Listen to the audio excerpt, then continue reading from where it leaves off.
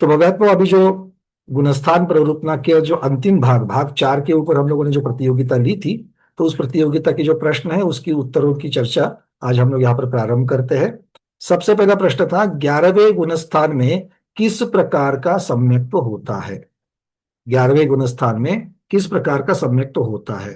तो और एक बात मैं बता दूं कि इस बार रिस्पॉन्स एग्जाम के लिए बहुत सुंदर रहा। 196 लोगों ने, मतलब लगभग 200 लोगों ने इस प्रतियोगिता में भाग लिया है इस बार। और ये नंबर हमेशा से बहुत ज्यादा है। हमेशा 140 से 50 तक रहे थे, इस बार 200 तक चले गए।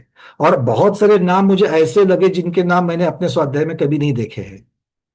मतलब बहुत हो सकता है कि वो लोग वीडियो ओपन नहीं करते होंगे, बट ये लोग भी स्वाध्याय में है, ये मुझे पता नहीं था। तो हो सकता है कि किसी ने आगे भी वो लिंक फॉरवर्ड की होगी, और वो लोगों ने भी अलग अलग स्वाध्यायों में भी, अलग अलग जो रेगुलरली नहीं बैठते उन्होंने भी प्रश्न पत्र दिए रहेंगे।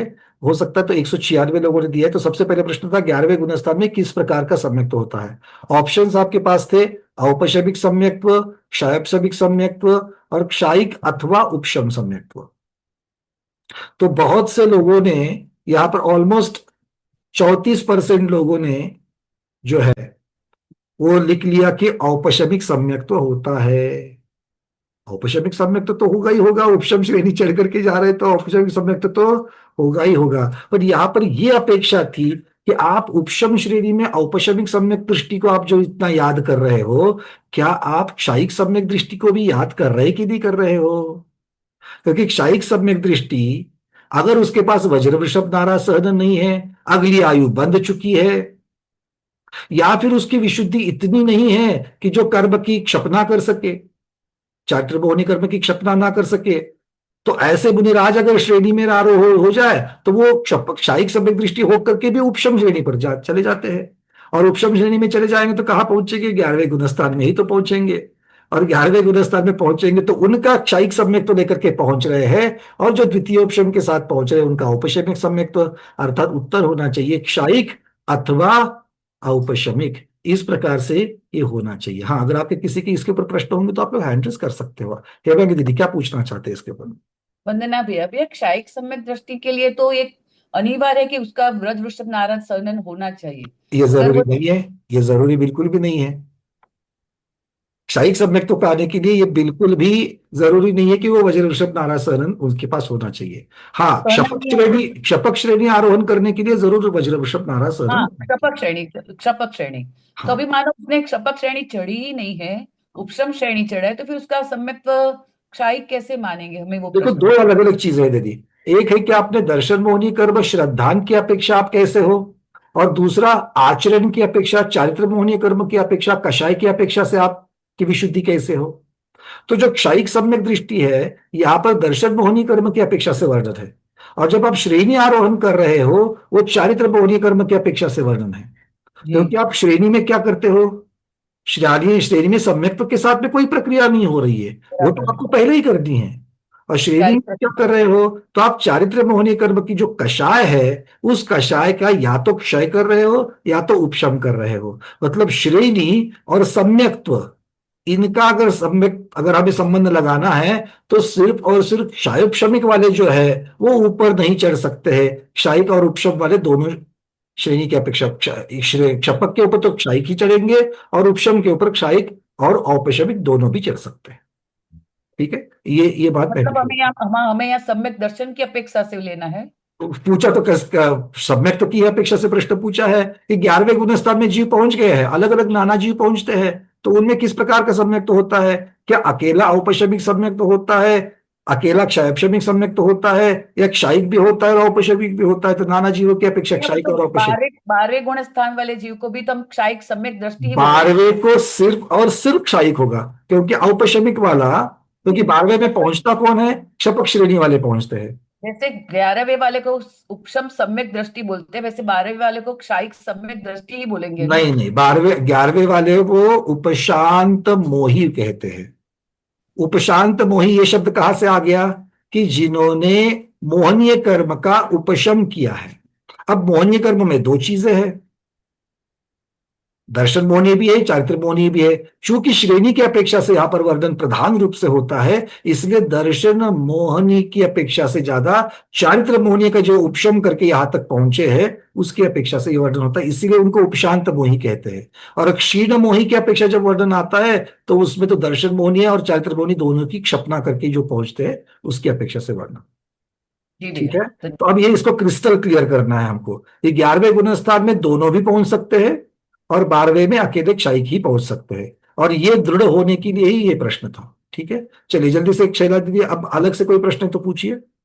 नहीं, वंदना भाई जी, मेरा भी दिमाग में यही था कि क्षायिक जहाँ शब्द आया ना, तो मुझे ऐसा लगा कि क्षायिक 11 में जाता है, मतलब पक्का ही ऐसा बैठा हुआ था कि क्षायिक वाला 11 में जाता है। अब आपने बताया तो अब निकल जाएगा, तो ये फिक्स हो क्लियर है, गया। ठीक है, चलिए। ओके, ठीक अस्मिता दीदी, आपका कोई प्रश्न? माझं पण तेच होतं. माझं पण तोच होतं, त्याला क्षायिक का म्हणायचं, मग औपशमिक सम्यक दृष्टी का नाही म्हणायचं, असंच माझा पण प्रश्न. हाँ, क्योंकि वो क्षायिक, एक बार जिसने क्षायिक सम्यक तो प्राप्त किया है वो दूसरे सम्यक के साथ चलेगा ही नहीं। तो सम्यक तो अलग प्रकृति चीज है और चारित्र अलग प्रकृति चीज है। तो दोनों को देख करके आपको उत्तर लिखना है, क्योंकि शब्द प्रश्न जो है वो सम्यक की अपेक्षा से वर्णन है। ठीक है। अच्छा, अगर मैं आपको 13वें गुणस्थान के बारे में पूछूंगा, तो 13वें गुणस्थान में सम्यक दृष्टि तो चौथे गुणस्थान में ही हुआ है। अगर कल हम महापद्म भगवान की विचार करेंगे, महापद्म भगवान तो श्रेणी राजा की पर्याय में ही उन्होंने क्षयिक सम्यक तो पा लिया, उसके बाद नरक में गए हैं, अब नरक से निकल करके मनुष्य होंगे, महापद्म भगवान होंगे, और वो जाकर के जब दीक्षा लेकर के तप करेंगे तब श्रेणी आरोहण करेंगे, है ना। तो श्रेणी आरोहण करके जब वो 13वें गुणस्थान में या 12वें गुणस्थान में जब पहुंचेंगे, तो वहां पर उनको किस अपेक्षा से वर्णन आएगा? मुख्यतः से वहां पर चारित्र मोहनी की अपेक्षा से आएगा। और दर्शन मोहनी की अपेक्षा से पूछेंगे तो वो तो साथ में जो लेकर के आ रहे हैं वहीं पर, क्योंकि नए सिरे से तो वहां पर कोई प्राप्त नहीं होता। ठीक है, विजयलक्ष्मी दीदी। मतलब दर्शन मोहनी का जो क्षय करता है उसको क्षायिक सम्यक दृष्टि बोलते हैं हम लोग, है कि नहीं? दर्शन मोहनी का जो क्षय करते हैं उनको नियम से क्षयिक सम्यक दृष्टि, हाँ, दर्शन क्षय मोहनी का जो उपशम करते हैं उनको नियम से उपशम सम्यक दृष्टि। किंतु हाँ. ये दो चीजें सम्यक्त्व की अपेक्षा से वर्णन है। ठीक है। स्वरूप और स्वामी, अमित सागर जी गुरुदेव के अगर वाक्य में कहे तो स्वरूप, स्वरूप क्या है भाई? इसने दर्शन मोहनीय कर्म की क्षपना की है, इसने दर्शन मोहनीय कर्म का उपशम किया है। उसका स्वामी कौन है? क्षयिक सम्यक दृष्टि और औपशमिक सम्यक दृष्टि। अब ये कहा जा रहे हैं, अब ये चारित्र मोहनीय कर्म का या तो क्षय करने के लिए जा रहे हैं या तो उपशम करने के लिए जा रहे हैं। अच्छा, उपशम कौन कर सकते हैं? दोनों भी कर सकते हैं। क्षय कौन कर सकता है? सिर्फ दर्शन मोहनी की क्षपना करने वाला ही क्षय कर सकता है। मतलब दर्शन मोहनी का जो क्षय करता है तो वो 11वें गुणस्थान में नहीं जाता है, वो डायरेक्ट 12वें में जाता है. जरूर नहीं है, हम यही तो कह रहे हैं। अगर दर्शन मोहनी कर्म की क्षपना की है, दर्शन मोहनी कर्म की क्षपना की है, वो विषय दर्शन मोहनी का खत्म हो गया, क्षयिक सम्यक दृष्टि हो गया अब वो। अब उनको चारित्र मोहनी कर्म की अपेक्षा से श्रेणी आरोहण करनी है। अब चारित्र मोहनी कर्म में क्या करेंगे? क्या वो क्षय करने के का पात्र है? क्या वो उपशम करने के पात्र है? अब क्षयिक सम्यक दृष्टि है किंतु आगे की आयु बंध चुकी है, हम्म. तो वो क्षपक मतलब क्षपक श्रेणी पर कैसे जाएंगे? क्योंकि क्षपक श्रेणी का अभाव है ही नहीं। चारित्र मोहनी का जो क्षय करता है तो वही शपक श्रेणी चढ़ता है, और जो नहीं करता है तो वो दोनों चढ़ सकता है, ऐसा बिल्कुल समझने का. बिल्कुल, जो चारित्र मोहनी कर्म का क्षय करेंगे वही क्षपक श्रेणी चढ़ेंगे एक, और उसके लिए क्षायिक सम्यक तो होना अनिवार्य है। हम्म. तो दो हमारे पास श्रेणी है, क्षायिक क्षपक श्रेणी जो है इसके ऊपर दर्शन मोहनी की भी क्षपना करने वाला ही और चारित्र मोहनी की क्षपना करने वाला ही चढ़ सकता है। तो क्षपक की तो सीधी सीधी बात है। उपशम की ही बात ऐसी होती है कि उसमें चारित्र मोहनी कर्म की उपशम करना है, किंतु सम्यक्त्व दोनों में से कोई भी चल सकता है, या भी क्षय भी चल सकता है क्षयिक, या औपशमिक भी चल सकता है।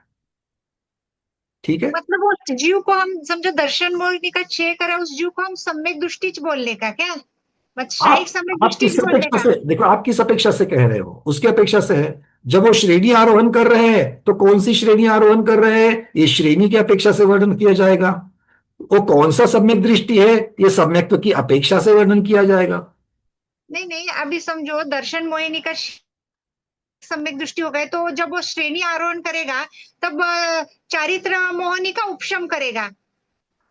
तो तो उसको वो उपशम कौन सा श्रेणी, बोलेगा, उसको क्या वो बोलेगा, क्षायिक सम्यक दृष्टि वो बोलेगा? क्षायिक सम्यक दृष्टि उपशम श्रेणी आरोहक, ये आएगा उनका नाम। फिर 11वें गुणस्थान में हम लोग उसको कैसे क्षायिक सम्यक दृष्टि बोलेंगे? अरे वो क्षायिक सम्यक दृष्टि तो जा रहा है ना वहां पर, सम्यक तुम्हें बदलाव आ रहा है क्या? ले लिए। आपको सम्यक्त्व और चारित्र को अलग रखना है, हम्म। सम्यक्त्व और चारित्र को अलग रखना है। ये बात आप लोग सबसे पहले समझ लो। दर्शन होने की चलो मेरे पास दो श्रेणियां हैं, एक क्षपक श्रेणी है, एक उपशम श्रेणी है। क्षपक श्रेणी को तो साइड में रखते हैं, इसमें कोई कंफ्यूजन ही नहीं है।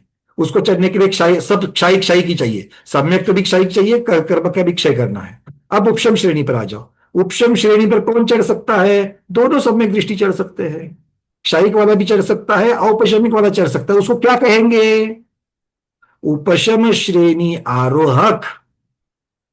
अच्छा, कौन सा सम्यक दृष्टि? अगर क्षयिक वाला है तो क्षयिक सम्यक दृष्टि, औपशमिक वाला है तो औपशमिक दृष्टि।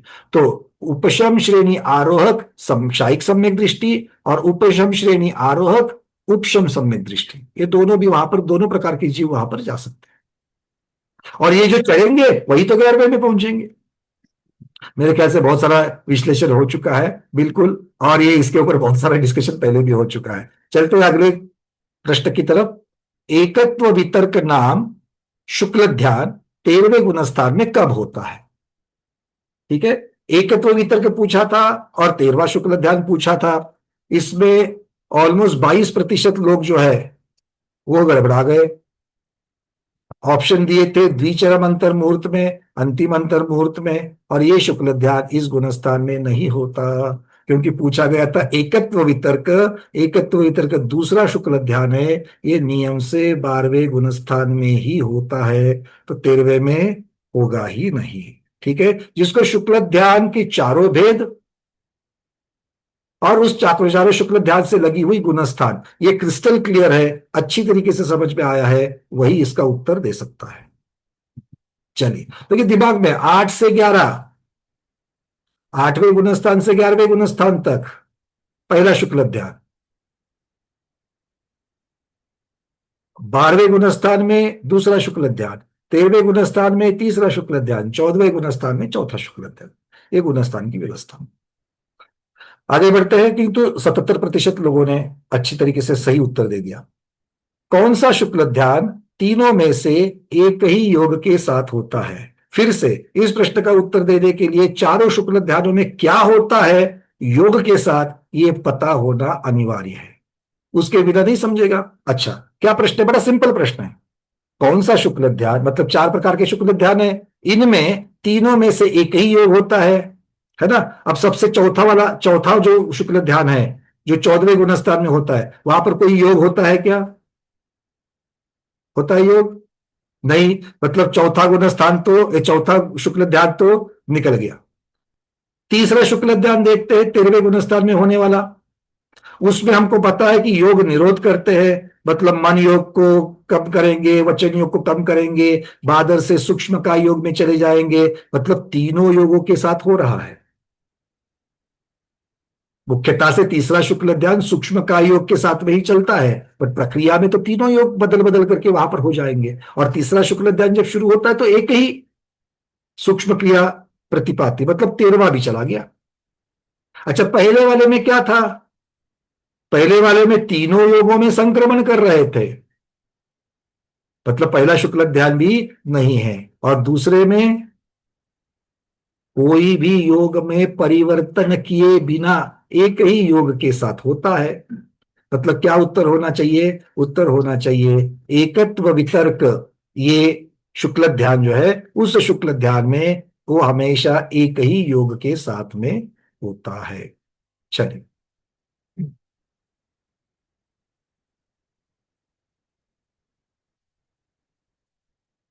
उपशांत मोह गुणस्थान का अधिकतम काल कितना है? और उसमें 95% लोगों ने सही लिखा है अंतर मुहूर्त। ठीक है, फिर भी हमारे पास ऑलमोस्ट 5% लोग ऐसे हैं जो एक समय भी मानते हैं, एक मुहूर्त भी मानते हैं। ठीक है, तो यहां पर अधिकतम काल पूछा गया था। अगर एक समय की बात करोगे, अगर उसमें चले जाओ, अगर किसी की आयु पूर्ण हो जाए तो अधिकतम होगा क्या? नहीं। और उसका कालावधि अंतर मुहूर्त है, तो एक मुहूर्त भी होगा क्या? नहीं होगा। तो अंतर मुहूर्त सही उत्तर है। इनमें से कौन सा गुणस्थान प्रतिपाती होता है? बहुत एक दो लोगों ने हमें पूछा, भैया हमें प्रतिपाती शब्द का अर्थ ही मालूम नहीं है। ये मालूम नहीं है तो मालूम करना भी चाहिए, है ना। आगम पढ़ रहे हैं और शब्द ही आ रहे हैं। सूक्ष्म क्रिया प्रतिपाती, अप्रतिपाती और प्रतिपाती ये शब्द आते हैं। तो कौन सा गुणस्थान हमारे पास दिए? देखो, क्षीण मोह, संयोग केवली और उपशांत मोह। अब प्रतिपाती मतलब जिसमें से गिर सकते हैं उसे प्रतिपाती कहते हैं। प्रतिपात हो गया मतलब गिर गए। कहां कहां से? 12वें गुणस्थान से गिर सकते हैं क्या? नहीं। 13वें गुणस्थान से गिर सकते हैं क्या? नहीं। 11वें गुणस्थान से गिर सकते हैं क्या? हाँ, पर 11वें गुणस्थान को उपशांत मोह कहते हैं, ये भी तो मालूम होना चाहिए, क्योंकि यहाँ पर गुणस्थान के नंबर नहीं दिए थे, नाम दिए थे। तो इसके अंदर दोनों भी भावनाएं थी। एक तो आपको नाम भी पता होना चाहिए और कहां से नीचे छूट सकते हैं ये भी पता होना चाहिए। ठीक है, चलिए, यहां पर भी ऑलमोस्ट 80% लोगों ने सही उत्तर दिया है। 12वें गुणस्थान के क्षीण मोह छद्मस्त इस नाम में कौन सा शब्द अंत्य दीपक है? रटने की जरूरत नहीं है, अंत्य दीपक का मतलब पता है। अंत्य दीपक का अर्थ क्या होता है? अब इसके आगे ये प्रक्रिया नहीं चलेगी, वो अंत्य है, ये अंतिम, ये लास्ट छोर है। ठीक है। अब क्षीण मोह और छद्मस्त ये दो शब्द है, तो ये 12वें गुणस्थान का नाम है, क्षीण मोह छद्मस्त। तो यहां से आगे क्षीण मोह होता है क्या? 13वें गुणस्थान में क्षीण मोह होता है क्या? कुसुम दीदी, इंदौर। नहीं होता भैया। अच्छा, 13वें गुणस्थान में फिर से जीव सरागी बन जाता है। 13वें में तो वितरागी हो जाता है ना। तो 12वें में क्या है? क्षीण मोह का अर्थ क्या करेंगे? सरागी करेंगे कि वितरागी करेंगे? देखो, क्षीण शब्द का अर्थ वितरागी यहां रहेगा, पर, वितरागी रहेगा, वितरागी हाँ, रहेगा। क्षीण का अर्थ यहां पर समूल नाश, ये शब्द है। हाँ, क्षीण वितरागी मोह रहेगा। का अर्थ होता है आसक्त नहीं। क्षीण हो गए, आसक्त हो गए, पतले हो गए, अर्थ ये नहीं है। क्षीण का अर्थ क्या है? क्षय, मतलब जहां पर बिल्कुल भी मोह नहीं है, मोह का क्षय हो चुका है। तो मोह का क्षय हो चुका है तो आगे 13वें गुणस्थान में भी मोह का क्षय है, 14वें गुणस्थान में भी मोह का क्षय है। तो क्या मोह का क्षय जो है वो यहां पर अंतिम हो रहा है क्या 12वें गुणस्थान में? नहीं, मतलब क्षीण मोह शब्द जो है वो अंत्य दीपक नहीं हो सकता। अच्छा, छद्मस्त शब्द 13वें गुण, छद्मस्त मतलब क्या है कि अपूरा ज्ञान। तो 12वें गुणस्थान ज्ञान पे क्या अपूरा ज्ञान है? 13वें में तो अपूरा ज्ञान नहीं है। इसका मतलब है कि छद्मस्त शब्द जो है वो अंत्य दीपक है। अच्छा, तीसरा प्रश्न रह गया क्या? नहीं, हो गया, सारे के सारे तो हो गए। किसी ने मैसेज डाल दिया कि तीसरा प्रश्न रह गया, हो गया दीदी सब। चलिए, अब आगे बढ़ते हैं। ये भी ऑलमोस्ट 80% लोगों ने छद्मस्त सही लिखा है। अरहंत परमेष्टि की संयोगता किससे सिद्ध होती है? अरहंत परमेष्टि भगवान संयोगी है, योग सहित है। संयोगता शब्द का अर्थ होता है योग सहित है। ये कैसे सिद्ध होता है? अच्छा, भाव मन के अभाव में उनके मनोयोग नहीं होता, तो मनोयोग नहीं होता और यहां पर योग सहित सिद्ध करना है, तो क्या इससे सिद्ध किया जा सकता है? नहीं किया जा सकता है। तो एक जगह पर आप मनोयोग नहीं ऐसी कुछ बात कर रहे हो, पर भगवान को तो मनोयोग होता है, तो इससे सिद्ध नहीं किया जा सकता है। वीतरागता से उनकी संयोगता सिद्ध होती है। अगर ऐसा होता, तो अगर वीतरागता से अगर संयोगता सिद्ध होती तो 12वें गुणस्थान वर्ती को भी संयोग कहते, क्योंकि 12वें गुणस्थान में भी तो वीतरागता है ना। इसका मतलब क्या है कि सातावेदनीय का आश्रव होता है, और सातावेदनीय का आश्रव के लिए कारण कौन है? क्योंकि कर्म का आश्रव होने के लिए कषाय और योग दोनों कारणभूत है। कषाय तो चले गए, फिर भी बाकी योग है, उसकी वजह से आश्रव हो रहा है। तो सातावेदनीय का आश्रव होना, कर्म का आश्रव होना, यही भगवान के योग सहित होने का प्रमाण है। ठीक है। तो भगवान की संयोगता कैसे सिद्ध होती है? उनके साता वेदनीय का आश्रय होता है। या थोड़ा कम लोगों को, 67-68 लोगों को ही ये समझ में आ गया। हाँ, अर्चना दीदी बोलिए। वंदना भैया जी, इसमें ही बहुत बड़ा कंफ्यूजन हो गया था। संयोगिता शब्द का अर्थ नहीं समझ में आ रहा। संयोग केवली, भगवान के गुणस्थान के नाम में ही संयोग केवली है, तो संयोग योग सहित। अच्छा, मुझे लगा सहयोगिता मतलब कोई साथ में करने वाला कुछ, वो नहीं, वो बहुत कंफ्यूजन इसमें क्रिएट हो गया। पृथ्वीराज संयोगिता, वो संयोगिता भी अलग है, ये सहयोगिता की बात वही नहीं है। वही ठीक है। गड़बड़ उसमें बहुत ही, मतलब मुझे तो बहुत ही टेंशन हो गया इस क्वेश्चन थोड़ा में। थोड़ा सा थोड़ा सा अब क्या है देखो, सोच रही हूँ। ज्ञानावर्ण कर्म है ना हमारा, अंदर हाँ रहता है वो, उस समय में उपयोग नहीं लगने देता, बात इतनी है और कुछ नहीं है। हाँ, और वो वैसे भी संयोग। अपने पास वैसे भी 8 प्रकार के उपयोग में से, ज्ञानोपयोग में से कितने प्रकार का ज्ञानोपयोग है? 2 ही प्रकार का है। उसमें भी यहाँ मती। पर शुद्ध ज्ञानोपयोग की मुख्यता है, क्योंकि मति ज्ञानोपयोग से अगर नहीं दिख रहा है तो चश्मा लगा करके तो दिख ही सकते हैं। बट अगर लगाए थे, फिर चश्मा भी लगाया हाँ, था। तो मति ज्ञानोपयोग का तो प्रॉब्लम नहीं है, तो अब मति ज्ञानोपयोग में स्मृति ज्ञानोपयोग की अगर बात हो जाए तो थोड़ा सा गड़बड़ हो जाएगी। ठीक है, चलो सरोज दीदी बोलो। भैया जी वंदना भैया जी। भैया हम्म। जी इस क्वेश्चन में भैया जी तो हमने अंदाजन लगा दिया था भैया जी, पर हमने भी सब जगह पढ़ा, सब जगह देखा, हमें मिला नहीं इसका आंसर। कोई बात नहीं, अंदाज लगाना तो जय माता दी बोल देना, बड़ी माता जी को याद करते थे, याद आ जाएगा। चलो वही ठीक, कोई किया था बात भैया नहीं। जी, वही किया है। 2-3 क्वेश्चनों में भैया जी हमने ऐसे ही किया, क्योंकि हमें ये मिले नहीं, हमने बहुत पढ़ा, सब जगह देखा, पर हमें दिखे नहीं इनके आंसर। मुझे ये मुझ तक एक कंप्लेंट और आई थी, कंप्लेंट नहीं कह सकते, सुझाव था। एक सुझाव इस प्रकार से भी आया था कि भैया हमें जिस प्रश्न के उत्तर नहीं आते हैं, तो भी वो प्रश्न अनिवार्य होने की वजह से हमें कुछ ना कुछ तो टिक करना ही होता है। तो आप हमें वहां पर, जैसे आपके वोटिंग में NOTA, none of the above, या हमें उसको पास करने के लिए, प्रश्न को पास करने की भी सुविधा मिलनी चाहिए। भाई प्रश्न को पास करने की सुविधा देवे तो बहुत सारे लोग आधा प्रश्न उत्तर खाली रख देंगे, है ना? जैसे तो भैया जी एक इसीलिए नहीं, क्वेश्चन हमें में यहाँ पर पास नहीं करना है, हमें यहाँ पर सारे प्रश्नों के उत्तर देने ही देने हैं, इसलिए अनिवार्यता रखी है। अरहम पाटिल नाम से यहाँ पर लॉगिन है, हैंड रेस किया है, पूछिए जल्दी दीदी। हाँ वंदना भैया जी, हाँ दीदी। मुझे भी सहयोगिता का ही मीनिंग समझ में प्रश्न नाही आहे, तो प्रश्न वही प्रश्न संयुक्ता, संयुक्ता समझ में आ अ, गई? हाँ आता सांगितल्यानंतर आलं, ठीक है, कळलं. चलो ओके ओके। देखिए, अगर मेरे उत्तर से आपकी जिज्ञासा शांत हो गई है तो हम इसमें समय नहीं दौड़ाएंगे, क्योंकि हमें पूर्ण भी करना है। चलिए आगे करते हैं। शील के 18,000 भेदों का वर्णन कौन से ग्रंथराज में आया है? नहीं, उसके पहले एक प्रश्न रह गया। अयोग केवली भगवान, अयोग केवली गुणस्थान में कुल कितनी कर्म प्रकृतियों का क्षय होता है? तो 13, 72 और 85, तो कुल प्रश्न पूछा था, तो कुल 85 है, और ऑलमोस्ट 85% लोगों ने सही उत्तर दिए थे। शील के 18,000 भेदों का वर्णन कौन से ग्रंथराज में आया है? घुमटसार, जीवकांड, तत्वार्थ सूत्र और मूलाचार। तो ये मूलाचार सही उत्तर था इसका। ये पीडीएफ में भी है, सारे प्रश्नों के उत्तर पीडीएफ में भी है और ऑडियो दोनों में भी आपको प्राप्त होंगे ही होंगे। इनमें से कौन सा गुणस्थान विग्रह गति में नहीं होता? सासाधन गुणस्थान विग्रह गति में होता है कि नहीं होता है? तो अभी तो हाँ कह रहे हैं, यहां पर 10% लोग बोल रहे कि नहीं होता है। अच्छा, मिथ्यात्व गुणस्थान होता है कि नहीं होता है? मिथ्यात्व के साथ मरण कर सकते कि नहीं कर सकते भाई? कर रहे थे मिथ्यात्व के साथ, तो मरण करते करते यहां तक पहुंचे हैं। पंचम काल में कैसे जन्मे? मिथ्यात्व के साथ मरण किया तभी तो जन्मे है ना। हाँ, तो इसलिए मिथ्यात्व भी नहीं हो सकता है। तो उपशांत मतलब 11वें गुणस्थान में मरण तो होता है, किंतु विग्रह गति में वो गुणस्थान लेकर के नहीं जा सकते हैं, वहां से चौथा गुणस्थान में ही आना पड़ता है। इसलिए उपशांत मोह, ये उत्तर सही है। उपशांत मोह गुणस्थान जो है वो विग्रह गति में नहीं होता है। ऑलमोस्ट 89% लोगों ने सही उत्तर दिया है। अब एक प्रश्न था, तो भी उत्तर काफी अच्छा दिया, 70% लोगों ने सही दिया है। जो ऊपर ऊपर से पीडीएफ पढ़ रहे थे ना, मुझे पक्का पता था कि ये अटकेंगे। क्या प्रश्न था? सर्वार्थ सिद्धि इंद्रक विमान के ध्वजदंड से कितनी ऊंचाई पर सिद्ध जीव का अस्तित्व है? अगर आप पीडीएफ देखेंगे तो 2 प्रकार के वर्णन है। पहली एक लाइन में ये लिखा हुआ है, क्या लिखा है?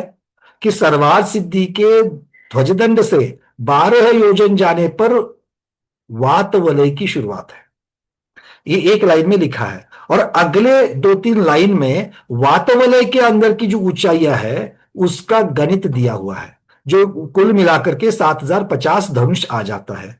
तो जिन्होंने चलते चलते नजर दौड़ाई थी, उन्होंने वो सिर्फ पढ़ करके 7,050 धनुष लिख दिया। कितने लोग ऐसे? 25% है जिन्होंने 7,050 धनुष पर बोल दिया, और 5% है जो 7,050 योजन लिखे हैं। ठीक है, सही उत्तर कितना था? ध्वजदंड से वात वलय तक के 12 योजन और उसके ऊपर के 7050 धनुष, तो नीचे वाले योजन ऊपर वाले धनुष, ये दोनों को मिलाकर के जो उत्तर था 12 योजन अधिक 7050 धनुष, ऐसा उत्तर सही है। तो 70% लोगों ने सही लिखा है। और जनरली ऐसे ही प्रश्नों के लिए 4 या 5 गुण थे, बाकी के लिए 3 थे, है ना। मतलब अगर ये गलत हो गया तो गए काम से, बहुत बड़ी कटाई होती है। आगे, इनमें से कौन से गुणस्थान से पतन होकर के सीधे सासादन गुणस्थान में नहीं आ सकते। मतलब अगर सासादन में अगर गिरना है तो जिन जिन गुणस्थान से आ सकते हैं उनको छोड़ करके ऐसा गुणस्थान का नाम होना चाहिए कि जहां से सीधे नहीं आ सकते। पहला था देश विरत, 5वें गुणस्थान से सीधे सासादन में जा सकते हैं। प्रमत्त विरत 6ठा गुणस्थान, वहां से भी सीधे गिर करके जा सकते हैं। किंतु मतलब चौथे, 5वें और 6ठे, इन 3 गुणस्थान से उपशम सम्यक्त के साथ अगर कोई जीव है, इन तीनों गुणस्थान से सीधे सासादन में जा सकते हैं। और प्रश्न क्या था, सासादन में नहीं जा सकते। तो इसीलिए यहां पर उत्तर सही होगा अप्रमत्त विरत। 76% लोगों ने सही लिखा है। 7वें गुणस्थान से सीधे दूसरे गुणस्थान में नहीं आ सकते। 7वें से 6ठे में आएंगे, चाहिए तो 6ठे से नीचे जा सकते हैं, 5वें से नीचे जा सकते हैं, चौथे से भी नीचे जा सकते हैं, पर 7वें से सीधे नहीं जा सकते। चार्ट में बड़ी अच्छी तरीके से इसको समझाया गया था, वो चार्ट जिन्होंने देखा है। उपशांत मोह गुणस्थान में वीतरागता होती है क्या? उपशांत मोह गुणस्थान में वीतरागता होती है क्या? भाई मोहनीय कर्म का उपशम कर करके आ गए हैं, 100% वीतरागता होती है, 100% बेदाग होती। अंतर्मुहूर्त के लिए इतना ही फर्क है, ठीक है ना। मतलब नहीं तो 12वें में जिस प्रकार की विशुद्धि है वैसी ही विशुद्धि मोहनीय कर्म की अपेक्षा से 11वें में भी है, चारित्र मोहनी की अपेक्षा से 11वें में भी होती। तो उत्तर है हाँ। 76% लोगों ने सही उत्तर दिया है। हाँ, 21% वाले आराम से हो भी सकती है, नहीं भी हो सकती है, ऐसा उत्तर दिया। हाँ माया दीदी, जल्दी से पूछिए। वंदना भैया, भैया आताचा प्रश्न नाही समजला. 7व्यातून 6व्यात येतात, 6व्यातून दुसऱ्यापर्यंत. मग तासादन गुणस्थान में 6व्यातले फक्त 7वें, 5व्यात येतात, 5व्यातून दुसऱ्यात येतात, चौथ्यातले पण म्हणजे तो प्रश्न नाही समजला सासादन देखो वाला. सासादन गुणस्थान में आने के लिए उपशम सम्यक दृष्टि होना जरूरी है कि नहीं है? हाँ, तो यहां पर हमें 3 दिए थे, 7वां, 5वां और 6ठा, ये 3 ऑप्शन थे। तो प्रथमोपशम से अगर गिरना है तो प्रथमोपशम के गुणस्थान कौन कौन से है?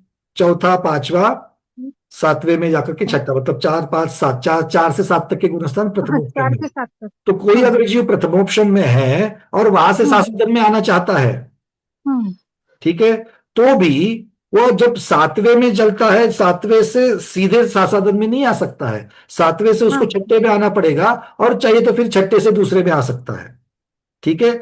उसके अलावा अगर 5वें में है तो 5वें से सीधे दूसरे में आ सकता है, चौथे से दूसरे में सीधे आ सकता है, 6ठे से भी आ सकता है। सिर्फ एक 7वां गुणस्थान ऐसा है जो 7वें से सीधे दूसरे में नहीं गिर सकते। हा, तर भैया मग 6वा जो आहे प्रमत्त गुणस्थान, तर तिथून मुनिराज आहे त्या गुणस्थानामध्ये, मग ते पण म्हणजे डायरेक्ट सासादन मध्ये जाऊ शकतात. बिल्कुल जा सकते। क्यों? कब जा सकते हैं? जब अनंतानुबंधी की कोई प्रकृति उदय में आवे तो, अच्छा, है ना। क्योंकि उन्होंने क्या किया है, उसकी विसंयोजना की, तो उसका क्षय तो नहीं किया है, उसका क्षय तो नहीं किया। क्योंकि ये बात किसकी चल रही है? उपशम सम्यक दृष्टि की चल रही है। क्योंकि उपशम सम्यक दृष्टि क्या करता है? अंतरकरण करता है, मतलब प्रकृतियों को सिर्फ आगे पीछे करता है। अब उसमें से अगर पुरानी बांधी हुई तकड़ी है और अगर वो उदय में आ गई तो वो अपना फल दिखाएगी, लेकर के जाएगी। अब उसमें से संभलेंगे, मुदिराज दूसरे से पहले में जाएंगे, अंतर मुहूर्त के लिए पहले में रहेंगे, फिर से उभर करके वो 7वें में चले जाएंगे और 6ठे में आ जाएंगे। सीधे 6ठे में तो कोई नहीं जा सकता, फिर से 7वें में चढ़ करके 6ठे में आ सकते हैं, संभल सकते हैं, बट ऐसा हो सकता है, ठीक है। अच्छा, ठीक है भैया। चलिए, अब प्रश्न था क्षीण कषाय गुणस्थान, अर्थात 12वें गुणस्थान के अंतिम समय में तीनों अघातीय कर्मों का स्थिति सत्व कितना रह जाता है? ये थोड़ा सा टेक्निकल प्रश्न हमने पूछा था कि दिमाग में आपके कंफ्यूजन है क्या क्लियर है, ठीक है। तो उसका उत्तर था व्यवहार अंगुल के असंख्यात विभाग प्रमाण, प्रमाणांगुल के असंख्यात विभाग प्रमाण और पल्ले के असंख्यात विभाग प्रमाण। ठीक है, अब इसमें अगर थोड़ा सा शांति से अगर इस तीनों ऑप्शन की तरफ देखेंगे ना तो उत्तर इमीडिएट मिलता था। क्यों? क्योंकि व्यवहारांगुल और प्रमाणांगुल ये किसकी अपेक्षा से वर्णन है? क्षेत्र की अपेक्षा से वर्णन है, क्योंकि अंगुल, अंगुल मतलब डिस्टेंस, क्षेत्र की अपेक्षा से हो गया। और पल्ले के असंख्यात विभाग प्रमाण ये काल की अपेक्षा से वर्णन है ना। और क्या पूछा जा रहा है? अंतिम समय में स्थिति सत्व, तो स्थिति किससे संबंधित है? स्थिति काल से संबंधित है ना। तो सीधे संबंध इस तरीके से हम लोग अपने दिमाग में रख सकते हैं। क्लियर है?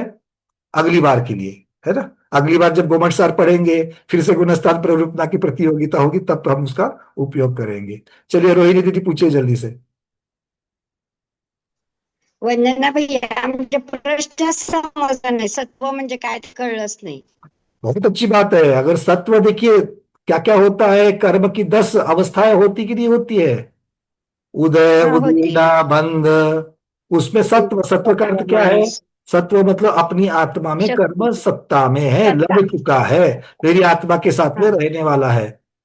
तो स्थिति हाँ। सत्व और अनुभाग सत्व, तो वो जो लगा हुआ जो कर्म है वो कितनी देर तक टिकने वाला है, ये स्थिति सत्व हो जाएगा। ठीक है, क्योंकि ये पारिभाषिक शब्द है, आगम के शब्द है, इसको हमको जो को त्यो याद, मतलब बहुत अच्छी तरीके से इसको समझना है। चलिए आगे बढ़ते हैं। क्षीण मोह गुणस्थान में निद्रा और प्रचला का उदय होता है क्या? ये थोड़ा सा चिंतन का प्रश्न था, है ना। कोई भी सोचता है अरे महाराज जी तो ध्यान में है, अभी किसी भी समय में केवल ज्ञान होने वाला है, और निद्रा और प्रचला कैसे हो सकती है भगवान को वहां पर 12वें गुणस्थानवर्ती मुनिराज को? उसका अव्यक्त उदय होता है, ये महत्वपूर्ण है। किसी किसी को उदय और उच्छेद, इसमें थोड़ी सी कंफ्यूजन हो गई, है ना। उच्छेद का मतलब क्या है? उसको क्षय कर देना, उसका नष्ट कर देना। तो नष्ट किसको किया जाएगा? जिसका अस्तित्व है उसी को तो नष्ट किया जाएगा ना। हाँ, तो उच्छेद और उदय दोनों भी 12वें गुणस्थान तक उसका चलता है। तो 12वें गुणस्थान में निद्रा और प्रचला जो है वो रहती है। चलिए, तो भी 58% लोगों ने सही उत्तर लिखा और 42% लोगों के उत्तर गलत हो गए। अर्चना दीदी जल्दी से। भैया जी, लेकिन सारे 9 कसाय वाली चीजें तो 10वें गुण स्थान के पहले ही खत्म हो जाती है ना। तो निद्रा चारित्र मोहनी कर्म की अपेक्षा से वर्णन है कि दर्शन मोहनी कर्म, दर्शनावरणी कर्म का है? चारित्र मोहनी का ये निद्रा, थोड़ा कंफ्यूज। निद्रा निद्रा कहाँ आती है? अच्छा, चारित्र मोहनी कर्म की प्रक्रिया कितनी होती है? दर्शन मोहनी का दर्शन मोहनी भी नहीं, दर्शन मोहनी अलग है और दर्शनावरणी अलग है। अच्छा। दर्शन मोहनी मेरी श्रद्धान का घात करता है, और दर्शनावरण मेरे सेंसेस का, देखना, सुनना। हाँ, ये जी, भैया जी। मैंने असल में जब ज्वाइन किया था तो ये प्ररूपना हो गई थी, ये तो मैंने पढ़ पढ़ के किया, पता नहीं फिर क्योंकि भी थोड़ा चक्षु सा। दर्शन और अचक्षु दर्शन हम लोग कपाल सूत्र में भी पढ़ते हैं ना, हाँ हाँ दर्शनावरण कर्म की प्रकृतियां। तो चक्षु हाँ। दर्शन में क्या है? सीधे सीधे उदाहरण देख लीजिए, आप मंदिर जी में जा रहे, भगवान का अभिषेक देख रहे हो, और कोई आता है पीछे से और बराबर से बीच में ही खड़ा हो जाता है, तो क्या हो गया? आपको भगवान चक्षु नहीं दिख रहे हैं, तो वो निमित्त हो गया आपके दर्शनावरण कर्म का उदय, उदय। और वो निमित्त बन गया। और उसने क्या किया? उसने इनडायरेक्टली, उसकी चाह नहीं थी, क्योंकि अज्ञानता से उसने क्या किया? दर्शनावरण कर्म बांध लिया। ये दर्शन आवरण, दर्शन को आवृत करने वाला, कौन से? चक्षु दर्शन को आवृत करने वाला, दूसरे अचक्षु दर्शन को आवृत करने वाला भी हो सकता है। ठीक है, चलिए डॉक्टर शैला दीदी। वंदना भैया, यहाँ तो मतलब निद्रा का तो उच्छेद होगा है ना, तो फिर उदय है उसको। उच्छेद हो गया, तो उच्छेद कब हुआ? 12वें गुणस्थान में तो उच्छेद किसका होगा? निद्रा और इसका प्रचला का पहले निकल गया है ना, फिर उदय। तो अगर होंगे तभी तो उसका उच्छेद करेंगे ना। तो मतलब वहां उदय है ऐसा बताना है, ऐसा? बिल्कुल अव्यक्त उदय है, व्यक्त उदय नहीं, अव्यक्त उदय है उसका। लेकिन वो मतलब फिर उसका आंसर यस बोल के देना पड़ेगा अपने को, हाँ बोल के। देखो यहाँ पर प्रश्न क्या पूछा है, क्षीण मोह गुणस्थान में निद्रा और प्रचला का उदय होता है क्या? हाँ होता है। व्यक्त अव्यक्त तो आगे पूछते तो हो जाता, बट यहाँ पर उदय होता है कि नहीं होता है? जरूर होता है, उदय जरूर होता है, और मतलब इसीलिए तो उसका वो उच्छेद हो सकता है। गुणकारी है ही नहीं, हाँ, गुणकारी नहीं, मतलब वो कार्यकारी, जो 12 कार्यकारी नहीं कार्यकारी हो, है, कार्यकारी नहीं है वहां पर, कार्यकारी कार्यकारी मतलब नहीं। उदय है, उदय है इसीलिए ऐसा इसीलिए बता। अव्यक्त कहा उसको। अच्छा। पर क्योंकि क्या है, अब देखो संजोलन कशा है, 10वें हाँ गुणस्थान में संजोलन कशा है कि नहीं है? है ना। है। तो उच्छेद किसका होगा? 10वें गुणस्थान के अंत में सूक्ष्म लोक का ही तो उच्छेद करोगे ना, क्योंकि हाँ वो हाँ है। कार्यकारी है क्या वहां पर? कार्यकारी नहीं है। नहीं है, नहीं है, हाँ, ठीक है, चलिए ठीक, ओके। अगला प्रश्न, छठे गुणस्थान में होने वाले आर्त ध्यान का कारण क्या होता है? आचार्य भगवान ने बिल्कुल मूल गाथा में कह दिया, नो कषाय का उदय। क्या कह दिया? छठे गुणस्थान में आर्त ध्यान होने का कारण क्या है? नो कषाय का उदय, ये उसका कारण है। तो ये ऑलमोस्ट 72% लोगों ने सही उत्तर दे दिया। अब ये जो चीज है, अब्रह्म पाप क्रिया में आनंद मानना, देखो अगर हम आनंद की अपेक्षा से पाप करके आनंद होता है तो रौद्र ध्यान कहलाता है। हिंसानंदी, वृषानंदी झूठ बोल करके आनंद मानने वाले, है ना। चौड़ियानंदी, चोरी करके आनंद मानने वाले।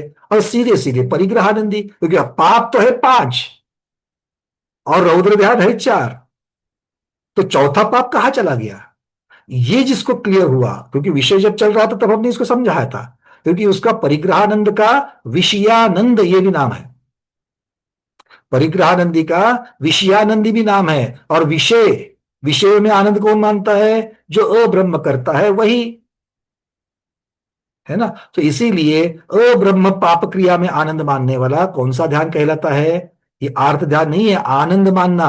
और आर्त ध्यान में क्या होगा? दुख करना है। रौद्र ध्यान में क्या है?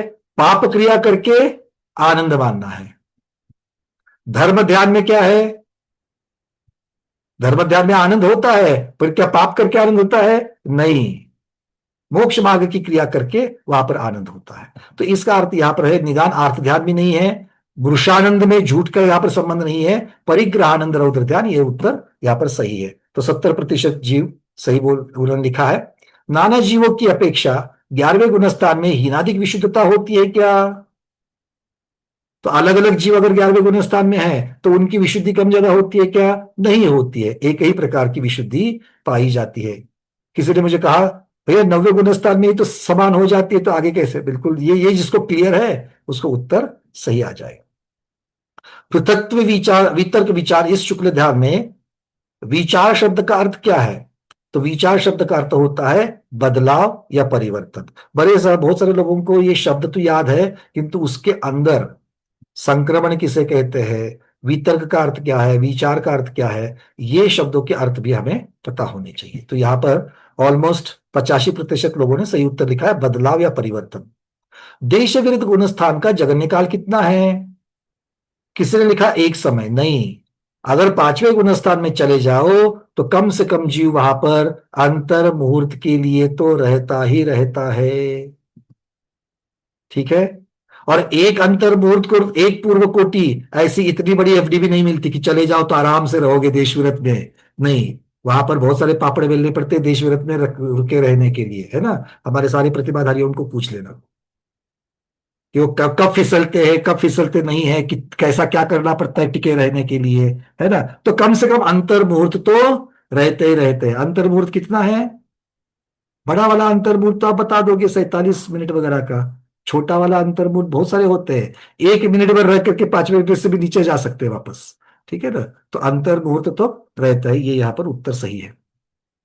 ध्यान के कुल कितने भेद है? 95% लोगों ने उत्तर सही लिखा था, 16 होते हैं। पता नहीं वो 5% कौन है जो 12 और 8 उत्तर लिखे हैं, किंतु है। मुझे लगा था कि 100% उत्तर आना चाहिए। अर्चना दीदी पूछिए। भैया जी अंतर मुहूर्त तो आपने बताया बहुत सारे होते हैं ना, जैसे 48 मिनट वाला होता है, तो उसके बीच के वाले को फिर मुहूर्त किसको बोलते हैं फिर? वो मुहूर्त, अभी कंफ्यूजन है। मुहूर्त पूरे 48 को कहते हैं। अच्छा, पूरे 48 को मुहूर्त और अंतर मुहूर्त मतलब एक बहुत सारे असंख्यात अंतर मुहूर्त आ एक समय जाएंगे। कम कर देने से अंतर मुहूर्त पूरी रेंज है, अंतर मुहूर्त अच्छा, पूरी रेंज है, हाँ, तो उसको पूरा हो अब जाएगा। समझ में आ गया। हाँ, अब समझ। चलिए,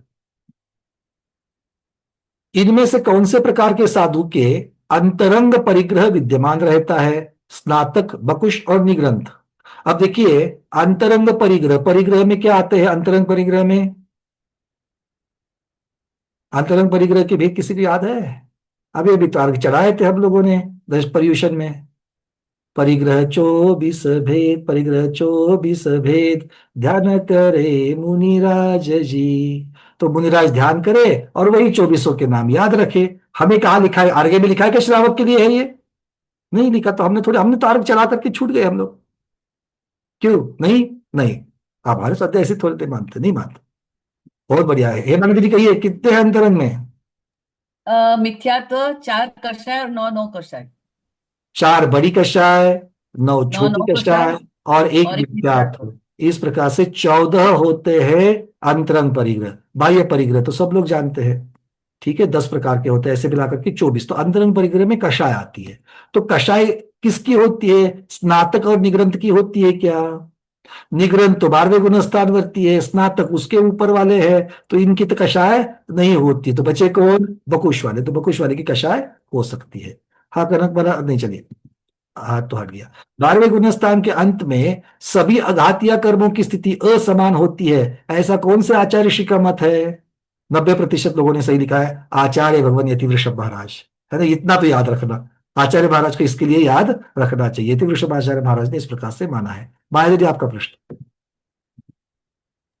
वंदना भैया, स्नातक, बकुश, कुशील हे ओळखायचं कसं? म्हणजे कुठपर्यंत कसे तो ये अच्छे से आप सर्वात सिद्धि में बैठिए, इसके बहुत अच्छे अच्छे उनके सबके जो लक्षण स्वरूप जो है वो सारा बताया गया है। गुणस्थान की अपेक्षा से देखोगे तो निग्रंथ 12वें में है, स्नातक उसके ऊपर के है, उसके नीचे जो है पुलाक बकुश है। तो पुलाक बकुश के गुणस्थान में अपेक्षा फर्क नहीं है, मूल गुण उत्तर गुण में लगने वाले जो उनके दोष है, अतिचार है, उसकी अपेक्षा से वहां पर वर्णन आता है। म्हणजे कितव्या गुणस्थानापर्यंत पुलाक आणि बकुश म्हणायचं? ये म्हणजे ये ये नीचे भी रह सकते हैं, ये सरागी होते हैं मुख्यतः से, क्योंकि बीच में कषाय पुलाक कुशील आणि भी है। कषाय, एक कषाय कुशील वाले के दो दो भेद होते हैं, एक बीच में कुशील भी है, कुशील के नीचे पुलाक और बकुश होते हैं। फक्त स्नातक आणि निर्ग्रंथ फक्त वरच्या उच्च ऊपर श्रेणी वाले में है, ऊपर वाले में है। ठीक आहे, धन्यवाद भैया। चलिए, सर्वार्थ सिद्धि ग्रंथराज के अनुसार धर्म ध्यान के गुणस्थान कौन से है? 4 से 7। ये 85% लोगों ने सही उत्तर लिखा है। प्रति समय इनमें से किसकी कर्म निर्जरा अधिक होती है? तो कर्म निर्जरा के जो 11 स्थान दिए गए थे, उन 11 स्थानों की चर्चा में यहां पर हम लोगों ने देखा, उपशामक जीव, क्षपक जीव या उपशांत मोही जीव। तो इसमें हम लोगों ने देखा कि क्षपक जीव जो है वो क्षपक जीव की अपेक्षा से ये वर्णन किया गया है, या दिए गए इसकी अपेक्षा में। फिर चलते, क्षीण मोह गुणस्थानवर्ती मुनिराज क्या कहलाते हैं? तो निग्रंथ कहलाते हैं। अभी अभी हम लोगों ने बात की थी, क्षीण मोही गुणस्थान 12वें गुणस्थानवर्ती मुनिराज निग्रंथ कहलाते हैं। केवली समुद्घात की कौन सी अवस्था में औदारिक मिश्र का योग होता है? ये भी काफी ऑलमोस्ट 80% लोगों ने सही लिखा है, कपाट, ठीक है। पर बाकी 20 ने क्यों नहीं लिखा, थोड़ा सा अचरज हुआ, क्योंकि बहुत बार हमने इसके ऊपर चर्चा की है। एक थोड़ा सा प्रश्न आया था जो बहुत बार मन में कंफ्यूजन रहता है कि भाई क्रम सही लगाओ, समोसरण विघटन पहले होगा क्या, समुद्घात पहले होगा क्या, योग निरोध पहले होगा? तो ये कहाँ तक विषय आपको समझ में आया है, इसके लिए क्रम दिया गया था। 75% लोगों ने कहा, बहुत अच्छा नंबर है, ये मैं एक्सपेक्ट कर रहा था। 75% लोगों ने सही उत्तर दिया है, समोसरण विघटन पहले, केवली समुद्घात उसके पश्चात योग निरोध। इनमें अंतर्मुहूर्त का समय रहता है। मोक्ष होने पर कौन से भावों का अभाव होता है? तो औदैहिक भावों का अभाव मोक्ष होने पर होता है। पारिणामिक को क्यों नहीं लिया? बहुत सारे लोगों ने पारिणामिक लिखा है, आपको देखना है। किसी ने मुझे बोला, भैया आपने पीडीएफ में लिखा, पीडीएफ में क्या लिखा है थोड़ा ठीक से देखना। पीडीएफ में पारिणामिक के 3 भेद होते हैं, भव्यत्व, अभव्यत्व और जीवत्व। तो भव्यत्व और अभव्यत्व का नाश होता है, ये लिखा है, किंतु सभी पारिणामिक का नाश होता है ऐसा पीडीएफ में कहीं नहीं लिखा है। बचा जीवत्व, तो जीवत्व आपका सिद्ध भगवान में होता है कि नहीं होता है? मोक्ष के पश्चात होता है, तो पारिणामिक भाव है भगवान के पास, और क्षायिक भाव तो है क्यों? क्योंकि कर्म का क्षय करके ही तो पहुंचे हैं, तो क्षयिक भाव ही है। तो कौन सा नहीं रहता है? कर्म के उदय से होने वाले औदयिक भाव जो है वो मोक्ष सिद्ध के होने के पश्चात नहीं होते हैं, सिद्ध भगवान के पास नहीं होते। तो सही उत्तर है 80% लोगों ने औदयिक सही लिखा है।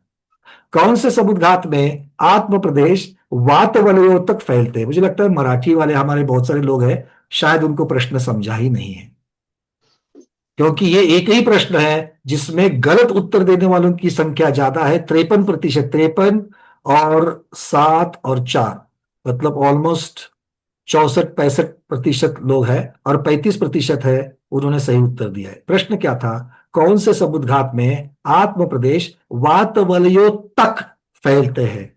वात वलयों तक का अर्थ होता है वात वलय तक, यहां तक, ये वात वलय है, वहां तक। वात वलय में जब कहोगे तो वात वलय के अंदर घुस जाएंगे, ठीक है? तो कपाट में आजू बाजू में वात वलय तक फैलते हैं, प्रतर में आगे पीछे वात वलय तक फैलते हैं, और पीडीएफ में सभी ऑडियो में यही शब्द है। और लोकपूरण, लोकपूरण में क्या होगा? वो वात वलय के अंदर, वात वलय में भी प्रवेश करते हैं, ठीक है? तो इसका उत्तर चाहिए था ना कपाट ना प्रतर, उपरोक्त दोनों समुद्घातों में ये उत्तर होना चाहिए था। वीरेंद्र कुमार जी अनम्यूट किया है, बोलिए प्रश्न। हाँ, इसी में थोड़ा मेरा निवेदन था आपसे। हालांकि जब अपनी कक्षाएं चल रही थी मूलतः उस वक्त तो मैं उपस्थित नहीं रहा था, ये मेरे आपके साथ जुड़ने के पहले ही हो गई थी। पर जैसे जो वात वलयों तक, मैंने भी इसमें खूब चिंतन किया, मतलब लगभग आधे घंटे इस विषय पर चिंतन करने के बाद ही जवाब दिया। तो मैं जैसे वात वलय होना चाहिए था, बहुवचन नहीं होना चाहिए था। हाँ, एक तो बहुवचन के कारण। अच्छा, और क्या था? फिर भी शब्द आगे का मैं मानता हूं कि ये व्याकरण की अपेक्षा से त्रुटि है। वात वलय तक ये शब्द होना चाहिए, वात वलयों तक नहीं, वात वलय तक होना चाहिए। बट अर्थ स्पष्ट है, तक और में, इन दोनों से वलयों से तात्पर्य वही वलयों, मतलब लिखा ना, इसका मतलब अंदर पहुंच गए। हाँ, अच्छा अदरवाइज तो यूं तो याद था दंड में क्या होती है, समझ में आ गया, समझ में आ गया कि व्याकरण की त्रुटि से। अच्छा, पर ये वात वलयों से में हो गया। अच्छा, फिर मैंने एक जिज्ञासा बच्चों से ही पूछी, मैंने कि भाई यहाँ पे जो मद्य की दुकान थी उस दुकान को बंद कराने के लिए मैं हाई कोर्ट तक गया। मैंने इनसे कहा कि मैं हाई कोर्ट तक गया, तो हाई कोर्ट गया कि नहीं गया? उन्होंने कहा हाई कोर्ट गया। आप हाई कोर्ट में जाके कार्यवाही की। इस वाक्य में हाई कोर्ट तक गया, इस वाक्य में आप अगर देखोगे तो ये डिस्टेंस की अपेक्षा से वर्णन नहीं है। ये जो वर्णन आपका हो रहा है, जो हमारा प्रश्न है, वो डिस्टेंस की अपेक्षा, क्षेत्र की अपेक्षा वर्णन है। आप हाई कोर्ट तक गए, यहाँ पर ये श्रेणी की अपेक्षा से है। मतलब क्या है? मैंने डिस्ट्रिक्ट कोर्ट तक गया, सेशन कोर्ट तक गया, है ना, और फिर हाई कोर्ट तक गया, मतलब ये हाई कोर्ट तक गया मतलब इसके नीचे से सब गया। इसको दिखाने के लिए हाई कोर्ट तक गया, किंतु हाई कोर्ट तक गया तो आप अर्जी बाहर तो नहीं करोगे, आपको क्षेत्र की अपेक्षा अंदर तो प्रवेश करना ही पड़ेगा। तो ये दोनों उदाहरण एक जैसे नहीं है। एक में क्षेत्र की अपेक्षा वर्णन है, एक श्रेणी की अपेक्षा से वर्णन है, ठीक है, कैटेगरी की अपेक्षा। तो अच्छा, इसमें भी क्या है, थोड़ा मैंने नहीं, बिल्कुल आपकी बात सही है। व्याकरण की अपेक्षा से ये प्रश्न में त्रुटि हो सकती है। व्याकरण की अपेक्षा से शब्द होना चाहिए था वात वलय तक, ठीक है, और फिर उत्तर होगा कपाट और प्रूढ़। चलिए चलते हैं बस, और एक दो प्रश्न मेरे ख्याल से बचे हैं। अंतिम प्रश्न बचा हुआ है।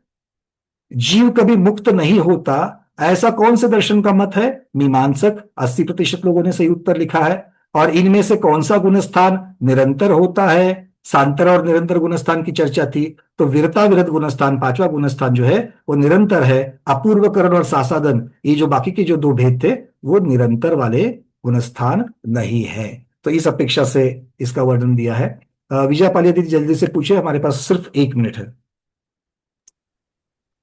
आपका जो सीडी प्रवचन था इतना समझ में आ रहा था, मैंने 3 बार पढ़ा तो मुझे बहुत आसान हो गया। बहुत अच्छी बात, बहुत अच्छी बात, इसीलिए तो मुझे ये पेपर अच्छा लगा। चलिए बहुत अच्छी बात है, धन्यवाद। तो अगर आप लोग पीडीएफ और ऑडियोज वीडियोस का अच्छी तरीके से समग्रता से अभ्यास करोगे तो ये प्रकरण काफी इजी है। आज यहीं पर रुक जाते हैं। तो ये आज के प्रश्नोत्तरी की चर्चा थी।